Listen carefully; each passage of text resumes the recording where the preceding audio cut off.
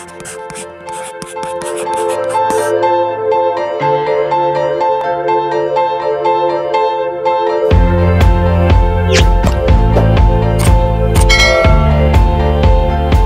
non-fiksi.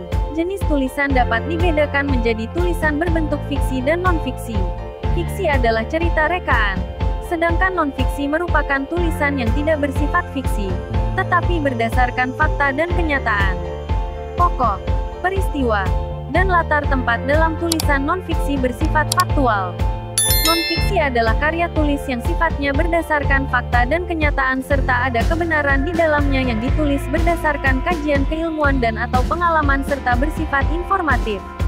Menurut Trim, teks non-fiksi adalah tulisan berbasis data dan fakta sebenarnya disajikan dengan gaya bahasa formal atau non-formal berupa argumentasi, eksposisi, atau deskripsi. Jenis teks non-fiksi berdasarkan cara penyajiannya. Berdasarkan cara penyajiannya, teks non-fiksi terbagi menjadi dua jenis, yaitu 1. Teks non-fiksi kreatif. Pada teks non-fiksi kreatif tulisan berdasarkan sumber yang otentik kemudian dikembangkan dengan imajinasi penulis. 2. Teks non-fiksi murni. Pada teks non-fiksi murni pengembangan tulisannya berdasarkan penelitian, data asli, dan otentik, serta bukti pendukung yang jelas. Contoh teks non-fiksi. Teks non-fiksi ditulis berdasarkan kenyataan yang ada, tanpa mengada-ada, atau hal yang benar-benar terjadi dalam kehidupan. Jenis teks non-fiksi adalah biografi, kamus, esai, makalah, artikel, dan lain-lain. 1. Biografi. Biografi adalah sebuah tulisan yang membahas mengenai kehidupan seseorang. Biografi dapat dibuat untuk orang yang sudah meninggal atau yang masih hidup, karena biografi meliput kisah tokoh dengan melibatkan narasumber lain. Dalam teks biografi, pembaca dapat menemukan beberapa keunikan, keistimewaan, atau keteladanan pada diri tokoh. 2. Esai. Menurut Kamus Besar Bahasa Indonesia, esai adalah karangan prosa yang membahas suatu masalah secara sepintas lalu dari sudut pandang pribadi penulisnya. Esai ditulis dengan bahasa baku dan menggambarkan opini penulis tentang subjek tertentu yang coba dinilai oleh penulis. Menurut buku Bahasa Indonesia di Perguruan Tinggi berbasis pembelajaran aktif, kata esai berasal dari bahasa Perancis. Esai berarti mencoba atau berusaha.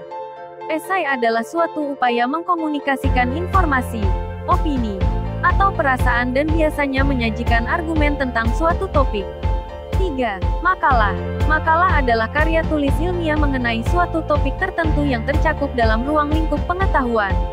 Makalah harus mengandung permasalahan yang membutuhkan suatu solusi penyelesaian.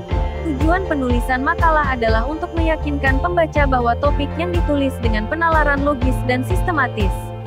Makalah terdiri dari 3 bagian, yaitu pendahuluan, pembahasan, dan simpulan atau penutup. 4. Artikel. Artikel adalah sebuah tulisan prosa non-fiksi, berbentuk biasa, dan bagian bebas dari sebuah majalah, koran, dan lain-lain. Penulis artikel adalah mereka yang dapat menjawab pertanyaan pembaca, permintaan bahan, atau bahkan saran untuk pekerjaan lebih lanjut.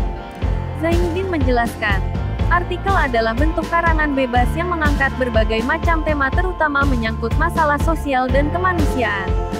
Dalam konteks ilmiah, artikel adalah karya tulis yang dirancang untuk dimuat dalam jurnal atau buku yang berisikan artikel. 5. Kamus. Kamus adalah karya rujukan atau acuan dalam bentuk cetak maupun digital yang memuat kata dan ungkapan. Dapat disusun menurut abjad atau tema, berisi keterangan tentang makna, pemakaian, atau terjemahan.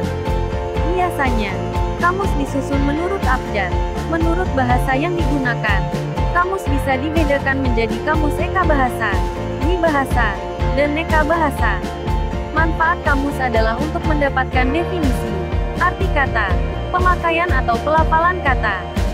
Berikut ini juga termasuk teks non-fiksi antara lain, buku ilmiah, biografi, esai, jurnal, skripsi, penerbitan akademik, makalah ilmiah, makalah akademik, laporan buku. Ciri-ciri teks non-fiksi. Teks non-fiksi memiliki ciri-ciri tersendiri yang bisa digunakan agar kita bisa lebih mudah mengenalinya. Berikut ini ciri-ciri teks non-fiksi. Memiliki pembahasan dengan bahasa formal, resmi, atau baku.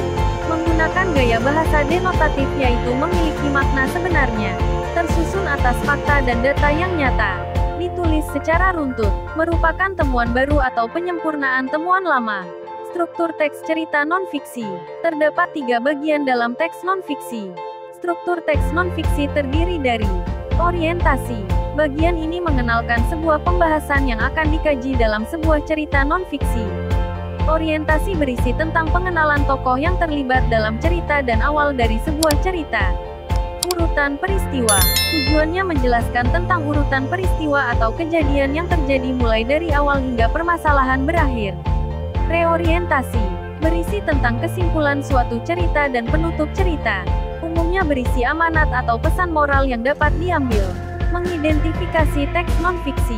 Tujuan utama dari mengidentifikasi sebuah teks non-fiksi adalah untuk mendapatkan informasi penting yang ada di dalam karangan tersebut.